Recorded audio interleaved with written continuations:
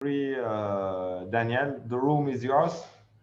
And thank you again to be with us. So for our friend in Facebook, today will be in English. So you have to advise with that. Huh? So we have a great friend of all this kind of event and sharing time, which is who is Daniel. Daniel Heist. He will introduce himself and he will speak about himself better than me. Again, thank you, Daniel, to be with us. Thank you to Zoe from Anima and the Next Society to connect us. And very happy to have you for the second edition with us in Algeria. I mean, virtually in Algeria. And I hope that why not for the third edition next year, you will be with us and we will be free from this COVID situation. And I hope that we'll be we can eat all together couscous, which need to be eat in the same plate. So if there is COVID, we cannot do that. So I hope that the COVID will disappear very near and we'll be all together in the same place. Thank you again, Daniel. The room is for you. Thank you very much for that introduction. What is your biggest fear? What are you afraid of? For many people in studies over and over, when we ask, what are the things that you rank as things that create fear within you? Over death, over the fear of loneliness, in the top one spot, we often find the fear of public speaking, the fear of being judged by others for what we say and what we communicate. And this is why I'm here today, to help you, dear participants, because you are facing a situation of evaluation and public speaking. And I would just like to give you a couple of tips how you can tweak your presentations and your pitch so you can give a convincing speech to the jury, and hopefully one of you will win and go to the final event. So, my name is Daniel. You can see behind me on the fake background that I live in Barcelona, and I have been working with startups and entrepreneurs for over 10 years in various aspects. I've helped kind of build the ecosystems for entrepreneurial ambitions in Berlin. And I'm here today to talk a little bit about what makes a good pitch. And I would like to start out by something that I see often gets done wrong, especially in kind of hackathon teams or projects like this. And that is, you should have one speaker. Why should you only have one speaker? Because what you're trying to do when you're giving a presentation is really to build up a rapport with the audience. It's not only that you're there and giving them all the information that they need, but they are connecting with you as a human being. And if you now, in the 5 minutes, 7 minutes that you have to pitch something, have 3 people, it will be much harder to create a connection to each of those 3. So I would strongly suggest that you ideally only have one speaker for your pitch. Sometimes it's possible to have an area where perhaps an expert will come in, so you can have a second speaker, but it should be always clear who is the first person, who is the person that the jury will afterwards direct their questions to, and who is their main target person that will guide them through the presentation. Now, second, reverse engineer. And this is a tip I think that almost goes for any area in life.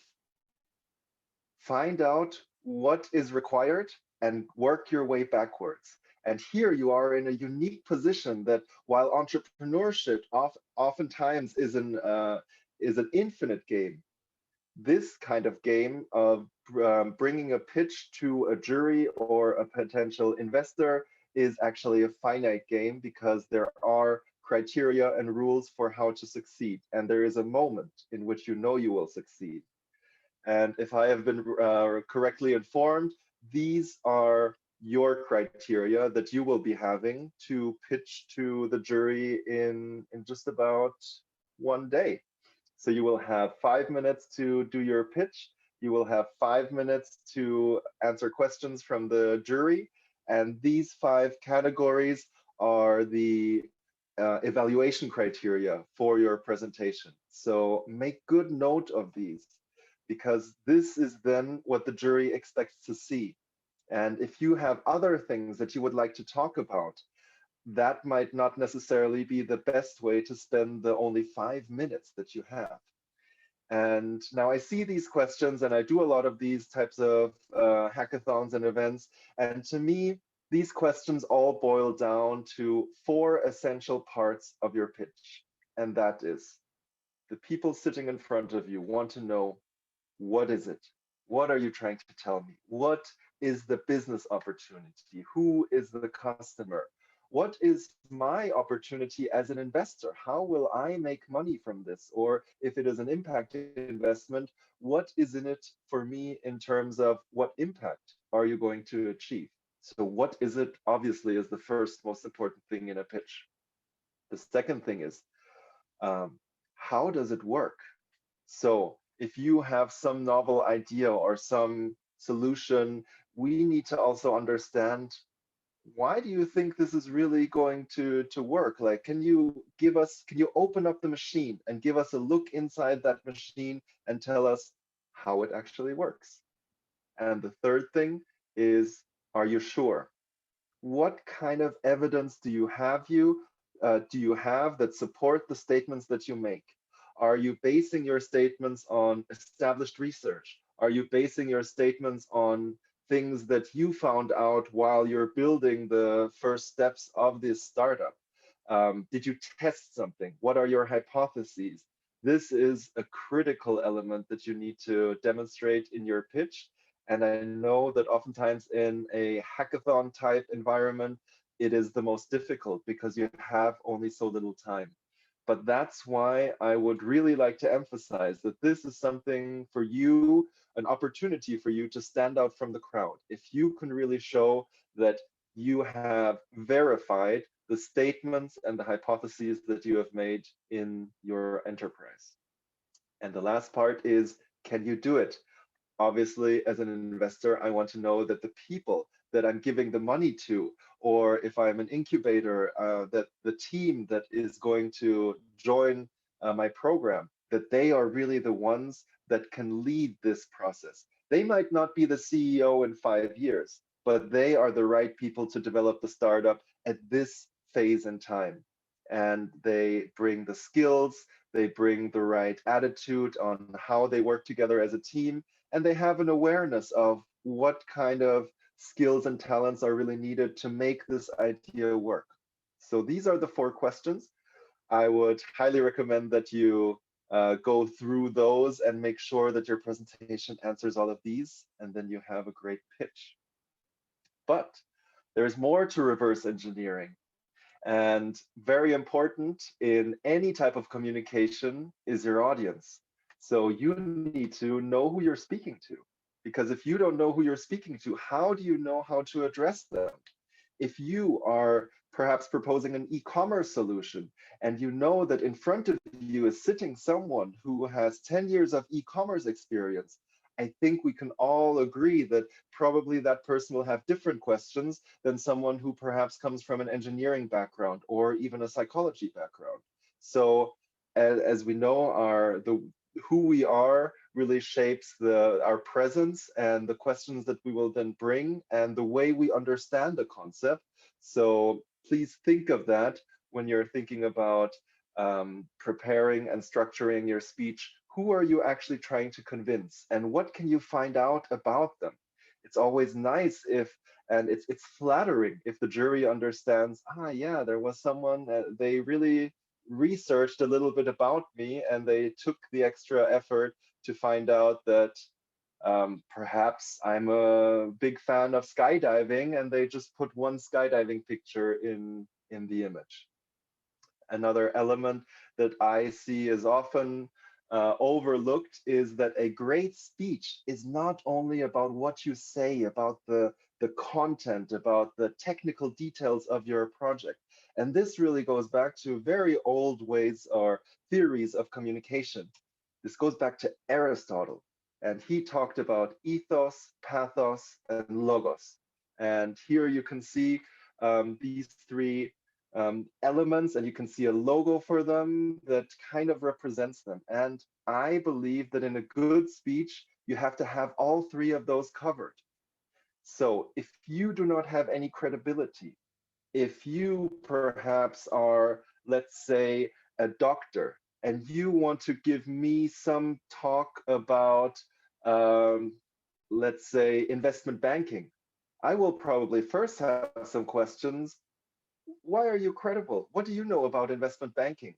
Now, if you tell me that you come from a line of investment bankers and you've made experiences and internships and you've explored this career path, and that is why you understand something about investment banking that perhaps others don't, that is totally fine. Then I understand your ethos. But if that is not so obvious, then it is very important that you demonstrate how are you credible. And here is another principle that I will talk about a bit later, but especially on ethos, it's very important to remember: show, don't tell. It's always more credible if you can somehow demonstrate that you have a certain technical skill than if you say, I am an expert in digital marketing. Show us. The second thing is really the emotion. And that's something that many people forget when they're doing a presentation. They think basically what I need to do is I need to get information from here via here into the ear of someone else, and then it arrives there in a brain and they process it. But as we all know, there's only so much attention span that we have. I don't know if you've had ever a speaker that talks like this, that talks like a robot, and after 5 minutes, you don't remember anything that person said. Or if you've had someone that really excites you, that where you feel through even the screen or the stage that this person is excited about what they talk about because they really are, they love the subject or they love that they get the chance to speak to you. So for a good talk, I would suggest that you have each of those elements covered. And the logos is, of course, that what you need, what you're saying also makes sense on a logical level. Obviously, if you come to me and you have the biggest ethos and you have so much energy and emotion in your talk, but what you say just makes no sense whatsoever to you, obviously that's not going to happen either.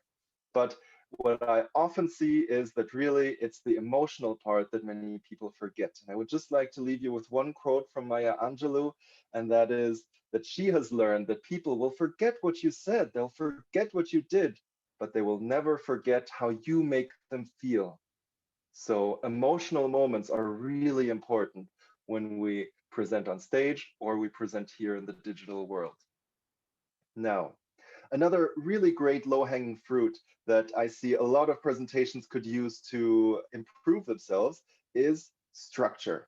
Structure is great because it doesn't only help the audience understand what is happening, where are we, what is the content, but it also helps you as a presenter to understand, like, where are we right now? Am I good in my timing? Is everything going smooth? And especially if you have a quick blackout and you don't remember what you wanted to say next, having a good structure will help you find that thread again and get back into the presentation. So I would strongly recommend structuring it.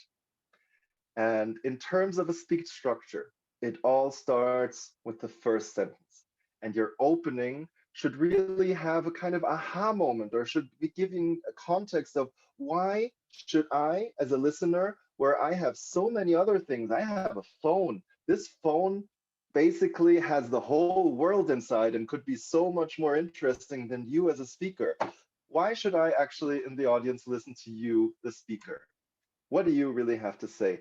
And a couple of normal or a couple of time-tested ways to do this is either a shocking statement, or you can start with a personal story. The same is you can ask or you can answer to the audience, what's in it for me? Why should I be listening? What do you have to offer? And the last thing could be just a surprising fact. that the audience perhaps didn't really understand. Now, I've talked about the beginning. I think the second most important thing about any pitch is the ending, and you need to finish on time, especially with competitions like this. There will be a timer that will be running down. The audience will see it, the jury will see it, hopefully you will see it. And it's very important that you do not go over, because even going over by a second often leaves a very negative undertone. And the jury oftentimes thinks, well, if they cannot stay within the boundaries of the time they have been given, is this really the person I want to give my money to? Then I want to just give you a little bit of a good speech structure that I see over and over in these types of pitches, and it's kind of the classic. And it starts with the problem. Give me a good feeling for why are you even here and trying to solve something? Why does this problem matter? Who has this problem? How do they feel the problem? Show me that you as the team really understand this really is the problem, and this is all the potential that lies in solving this problem, and this is why it hurts so much. And then, of course, the next thing is the solution. So obviously, we're here to talk about what you have developed and why you are going to be the entrepreneurs that are going to solve this problem for many, many people in order to create value and create a business. So tell me about your solution, and then tell me about what makes your solution really awesome. It's not enough to just tell me, okay, this and this will solve it, because that also comes with kind of a rational mindset of the logos.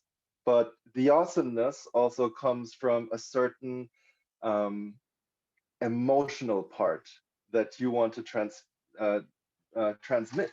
Because after all, we're talking about things that are very speculative, that are in the future. So it can't only be facts that convince us to invest in something or to become a partner in something. We also need to have some kind of inner story that we tell ourselves. Why is this awesome? And then the last part is, tell us what's next. This should not be the end, even though it's the end of maybe your project or your hackathon or this phase. There should always be a what's next? How is the roadmap? How are you going to put this into reality? What are the next things you would like to test? And if those tests go well, what would that mean? Give us a little bit of a glimpse into the future, and that you know, what is this future going to bring in your best case scenario? So that really is, I think, a good structure for a pitch. That's how probably 90% of the startup pitches are kind of structured into problem, solution, and then details. And here I just want to give you a couple more tips that you can hopefully implement last minute in improving your pitch. And then afterwards we can go into some questions, or I'm also happy to work with you directly one-on-one.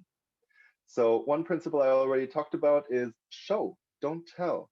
So if you have expertise in something, show me. Don't say I'm a digital marketing expert in this, but show me, okay, how would you perhaps create a digital marketing campaign plan? And show me that the things that you are considering speak of an expertise that you actually have. And then I'm much more in the mood to believe you than to someone who goes on stage and tells me, yes, I'm a digital marketing expert of so and so many years. Then be a presenter. In the end, when you are on stage or you are on screen, you are kind of the MC, you are the host. And of course, people hate listening to something that is overly boring. So they want to be entertained a little bit. They want to be interacted with, ask some rhetorical questions. Make sure that when you speak, you try to take the ums and the ahs out. That's a thing of practice. You probably won't be able to fix it by tomorrow, but just maybe this little reminder that you think about this can help you avoid at least one or two ahs or ums. Use pauses. Oftentimes, we can speak much faster than people can listen and process in their brain. So it's good to build in a little pause so people can think about what you actually said. It can also have a dramatic effect to use pauses.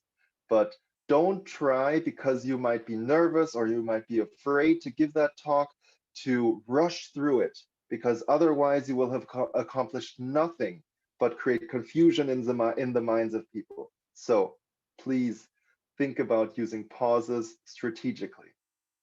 And one thing for people who are a bit afraid of public speaking, I think everyone has been in the situation where they are in the audience and someone on stage is very nervous and you can feel it. And I don't think anyone has a good feeling if they see someone on stage being nervous. So when you go out on stage or to give a pitch, think that the audience wants you to succeed. They don't want you to fail. They want the best for you. They will support you. And if you can give them this kind of certainty, this kind of self-confidence, that will make the audience also feel better. There is no room to show any kind of self-doubt or kind of questions that you have. Of course, you want to be your authentic self, and maybe you're not 100% self-confident. What I am talking about is that if you are in doubt and saying like, well, it's not authentic if I don't come across a little bit in self-doubt, I would always say the audience wants a self-confident presenter that is also somewhat certain. And then finally, coming back to it, I think you want to show passion, you want to show good posture, and you want to remember to smile, because we all like people that smile. And finally, this is a tip I give to almost every team that I work with. There is a famous TED Talk out there about power posing. And so these power poses, there are the classic ones like the Wonder Woman. You cannot see my legs right now. There's the make yourself big power pose. And the idea of power posing is not necessarily that you do it on stage. You shouldn't go on stage and, like be like this, I am the next superhero. But the science behind power posing says that it's not only your mind that influences how your body is, but it's also your body that influences how you think of yourself. So in order to raise your self-confidence, take a pose that is self-confident. So before you go and speak, and this is especially easy now in the digital world, you can just, go 1 meter to the side and you do a Wonder Woman pose for a minute.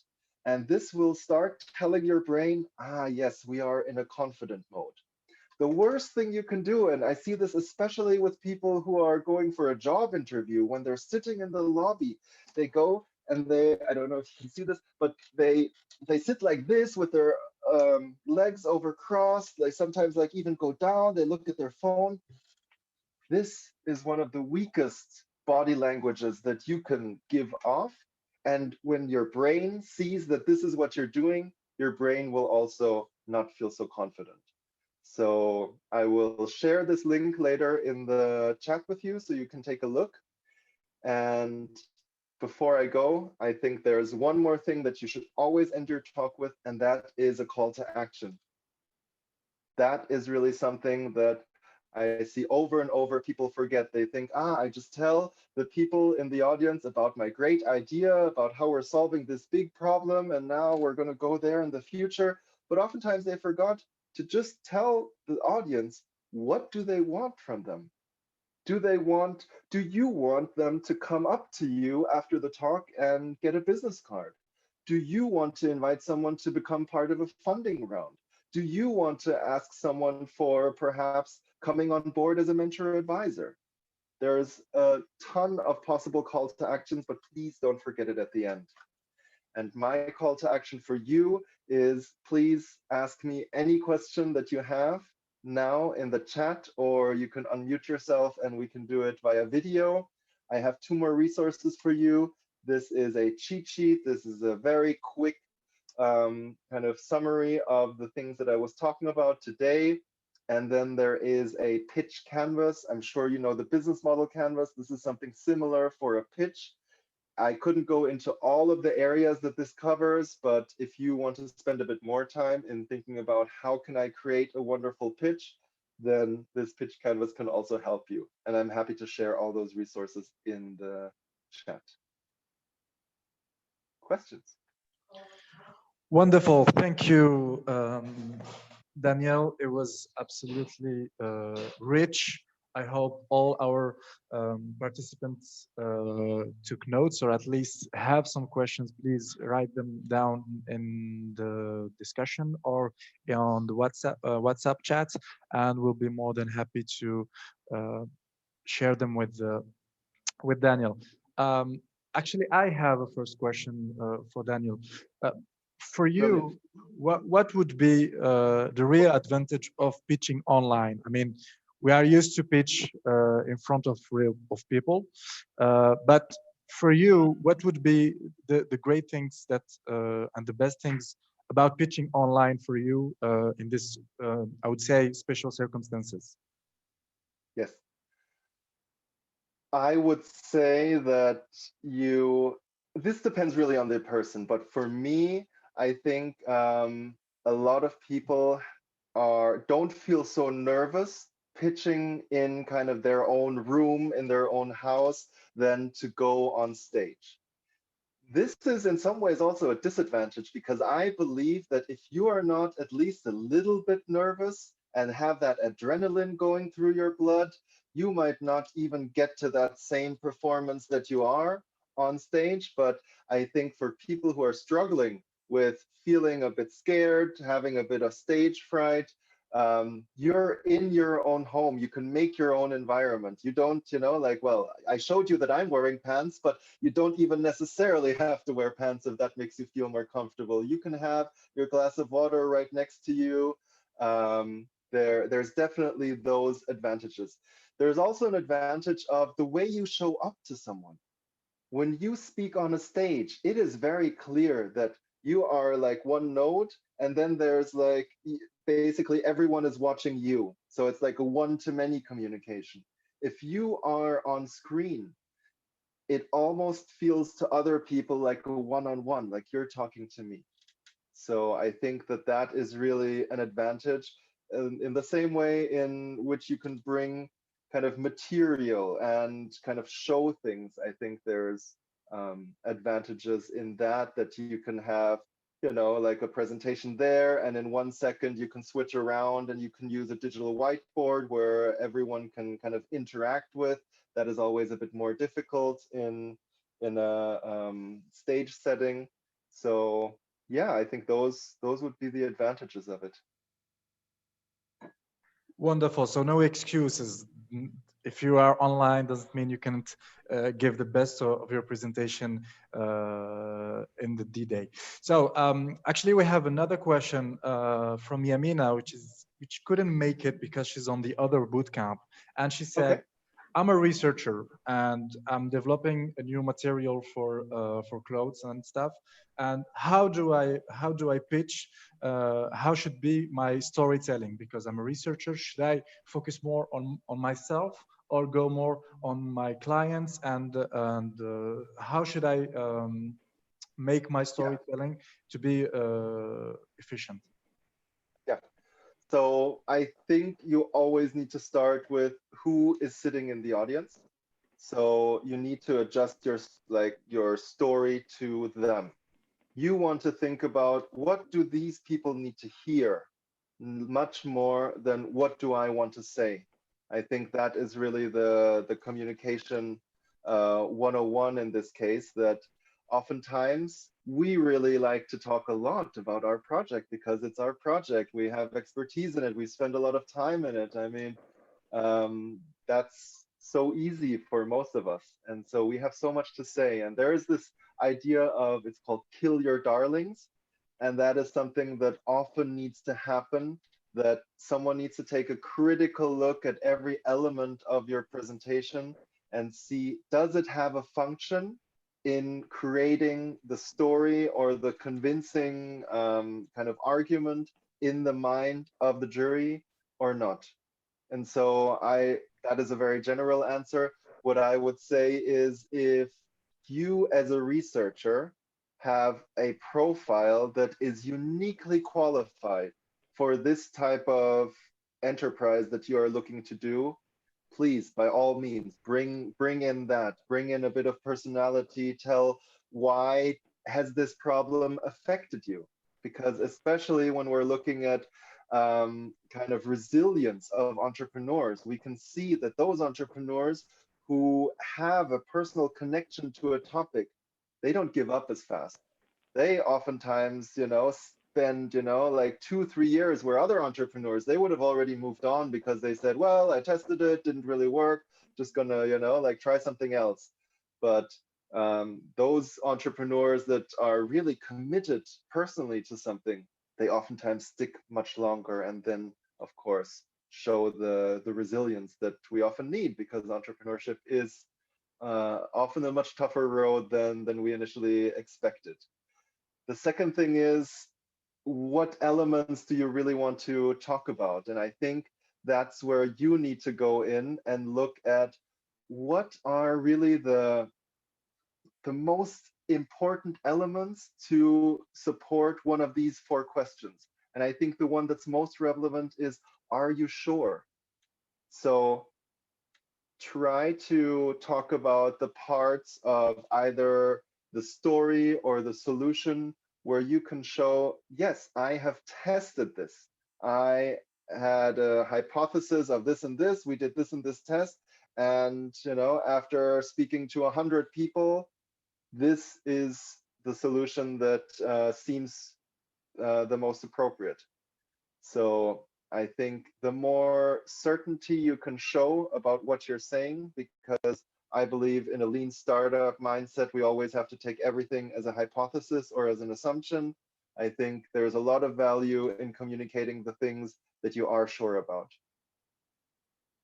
Wonderful. Thank you for these great advices. We have another question that came from WhatsApp. It's from Reda.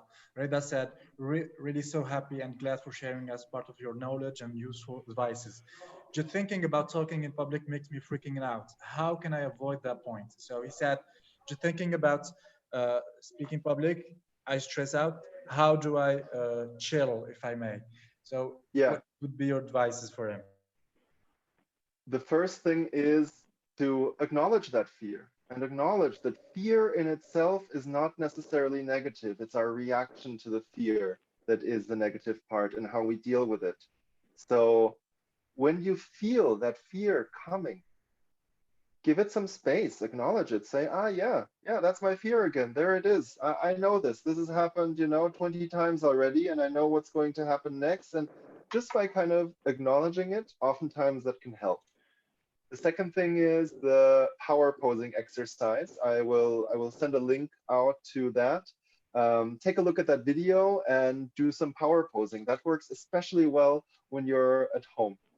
And then there's a couple of small tricks, like, so when you go on stage, like just being able to hold on to something, like having a pen, is something that a lot of people say that reduces their nervousness. And another funny thing is, if you actually hold on to something, I don't have anything right now here, but hold on to something that's cold, at least that is colder than your hand. And there are some psychological reactions that I cannot explain to you in detail, but that have really shown that this helps people to calm down a bit. And I think it's no shame to briefly say, wow, thank you very much for having me here. I am a bit nervous, but, and you can acknowledge it. And it doesn't need to be a secret. I think, as I said earlier, most people are more afraid of public speaking than dying. So you're not alone. And I think, again, remember, the audience wants you to succeed. They don't want to be going through a presentation or a pitch that just feels, like, oh yeah, they don't know what they say, or they're not self-confident. And I don't think that is in anyone's interest. So yeah. Great. Still looking for other questions. Thanks again for your answers. So Karim is telling me that we have a question on Facebook, coming from Facebook. Yes, Karim, can you please tell us? Il y en a quelques-unes, ouais. Yeah.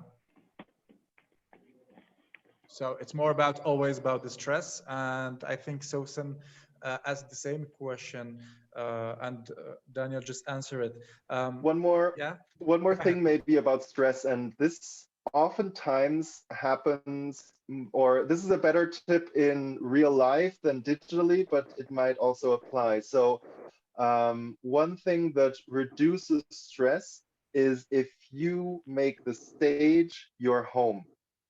So if you are supposed to go somewhere to a competition, be the first one in the room.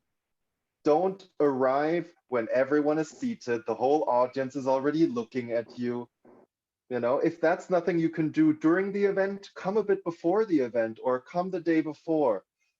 Familiarize yourself with the setting that you will be in, and that oftentimes also helps to calm down nerves. And that's why I'm thinking that also being at home already gives you a little bit of this advantage. But in addition, do really a dry run on whatever program you will be using. If you know that the program is Zoom that you will be presenting, and you've maybe only given 2 or 3 presentations on Zoom, go and get Zoom, do it with a friend, and try out all the different functions until you are at a point where you feel comfortable, where you feel at home in your environment.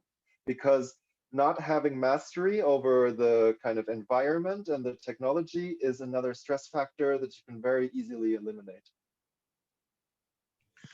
Okay, wonderful.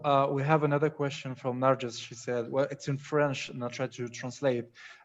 Comment formuler aux investisseurs ou qu'on peut demander à n'importe pour se former dans un domaine qui rapportera de la plus-value à notre activité? So she said, how do we express to an investor or that we need some support in order to have more to have a training in a specialized field that would bring more value to our project? It means that we may have some weaknesses and we need to have some training also to work on ourselves, or maybe have a co-founder. How do we express that to the investors that we know our weakness and this is how we're gonna try to work on it?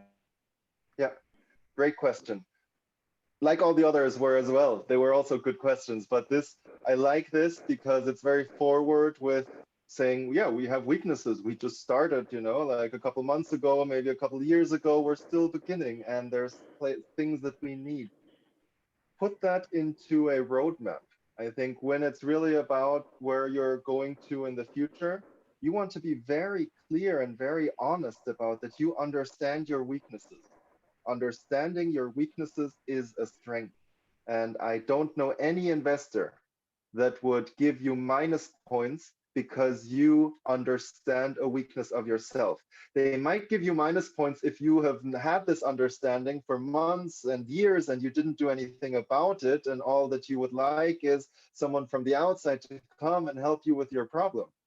But if you genuinely have a need and have identified that this is a weakness of yours, I think it's very important that you do not kind of brush over it or even try to lie about it. No, you need to be honest about it.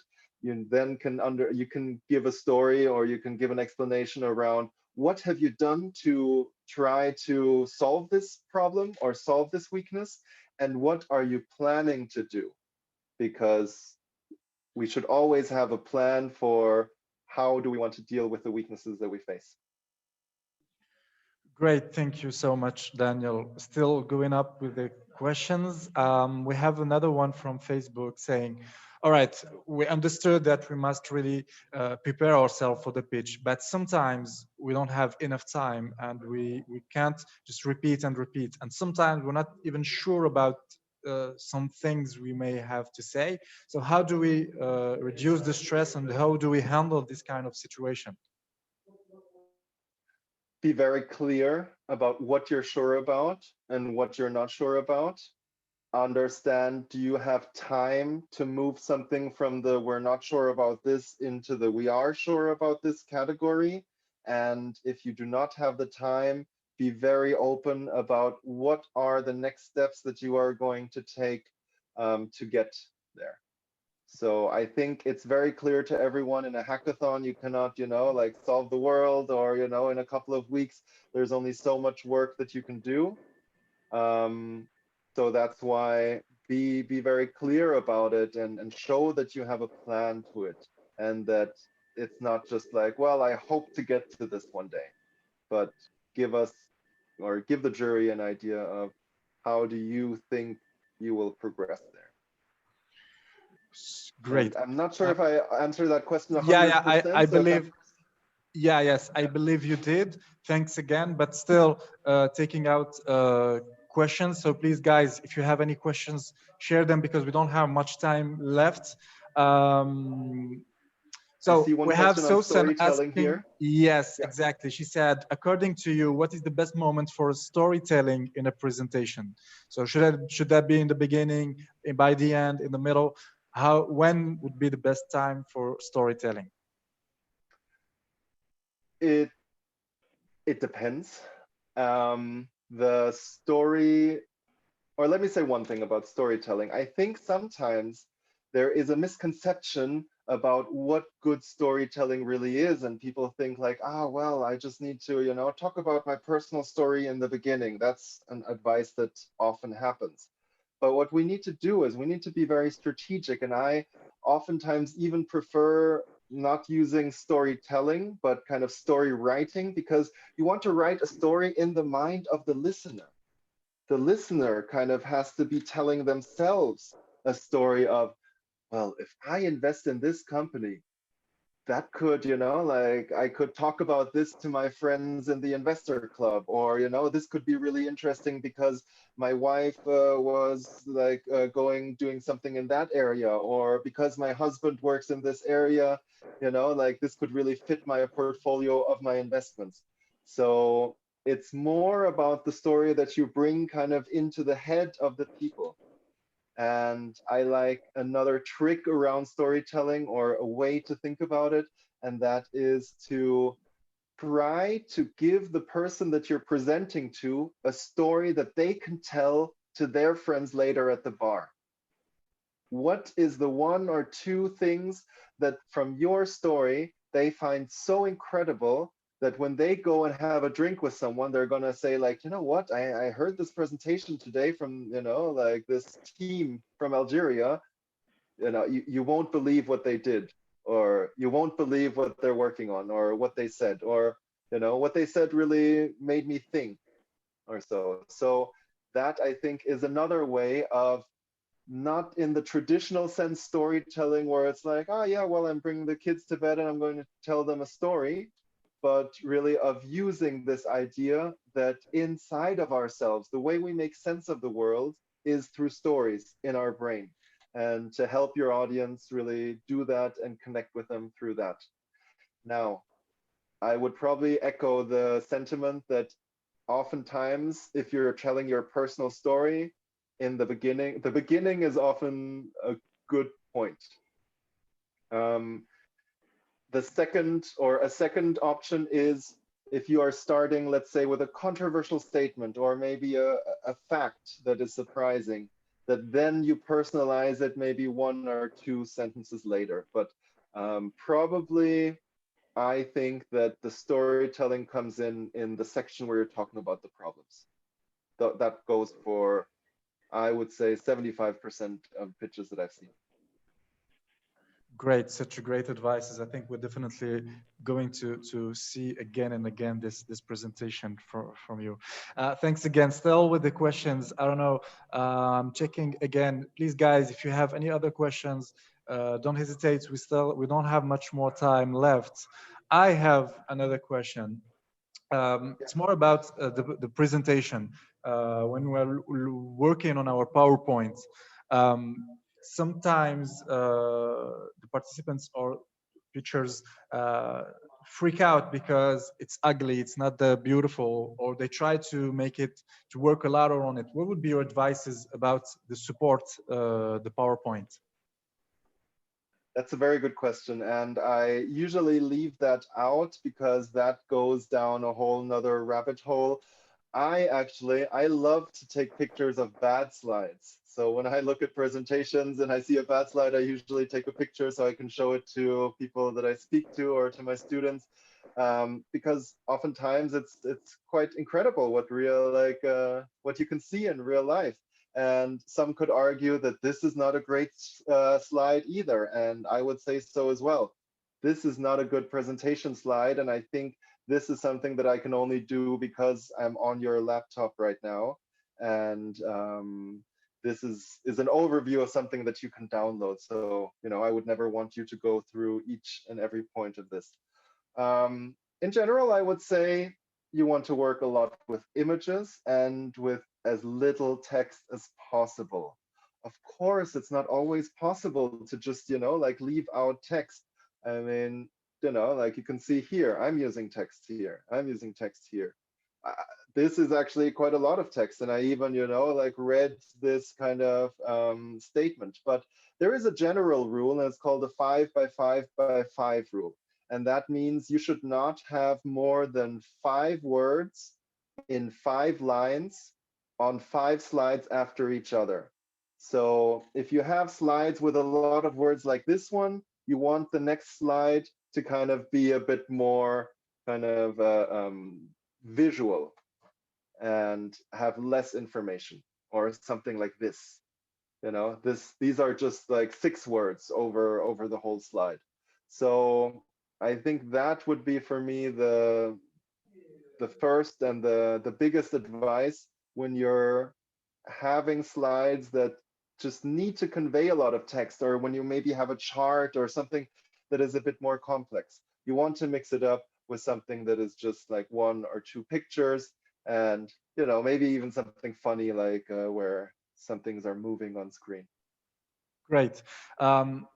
Another question, more about the elevator pitch, something that startups work a lot on it, and the basic concept about elevator pitch, for those who don't know it, and you should know it, guys, is that, let's say you meet an investor in an elevator and you have like 1 minute with him or less. How would you pitch your idea? So what would be your advices for having an efficient and powerful elevator pitch?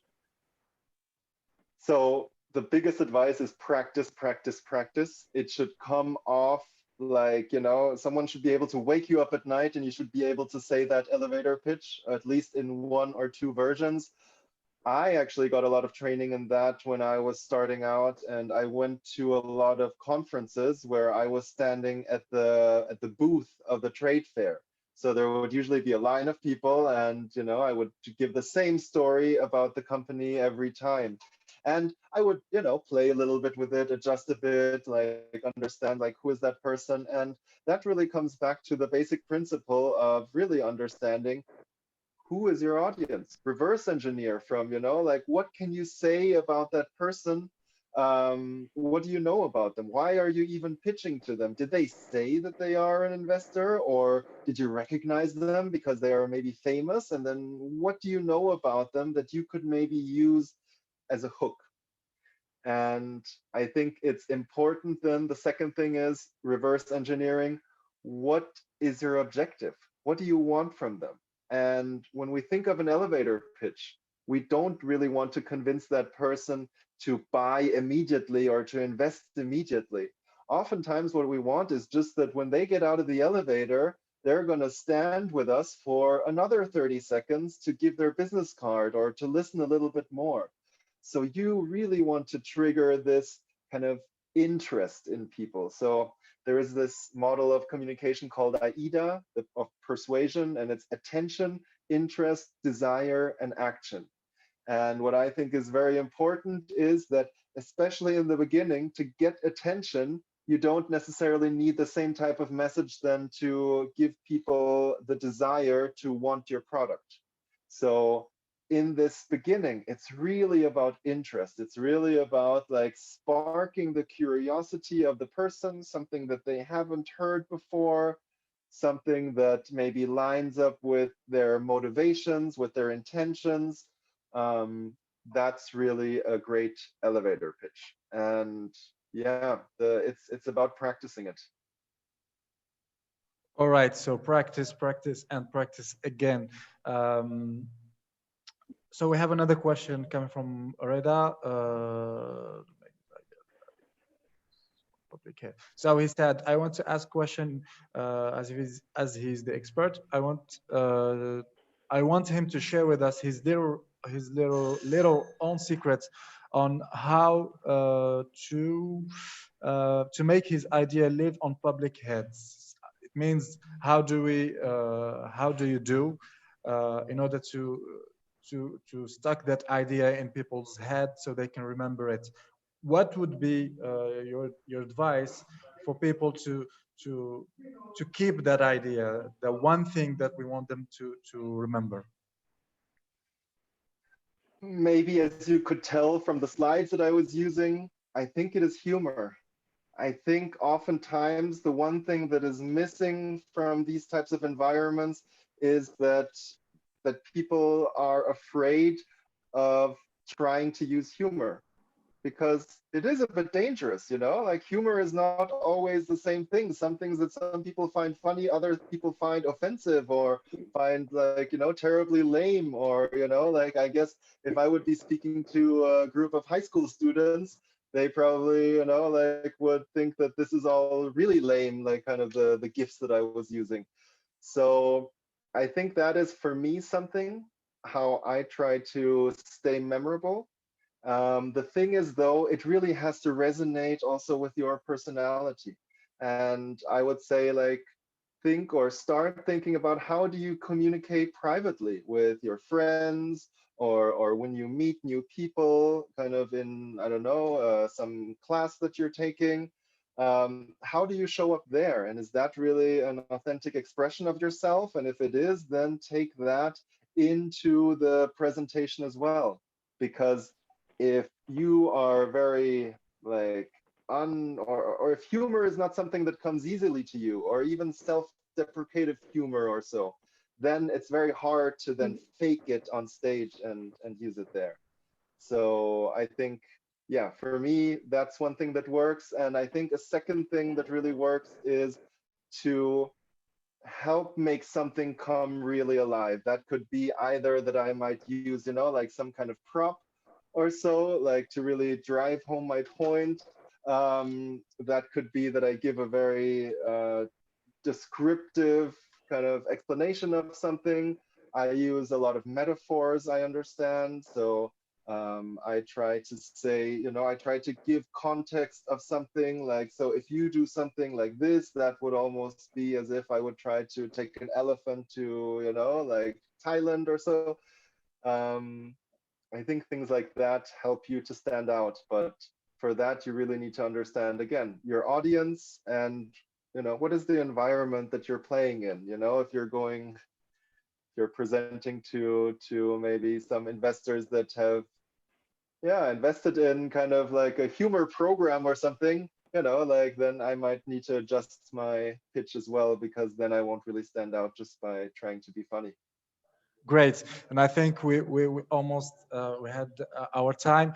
I think we were taking the last questions, and you can end this wonderful workshop. We wish we have more time with you, but we'll definitely bring you back another time to share with us more tips about pitching and other of your skills.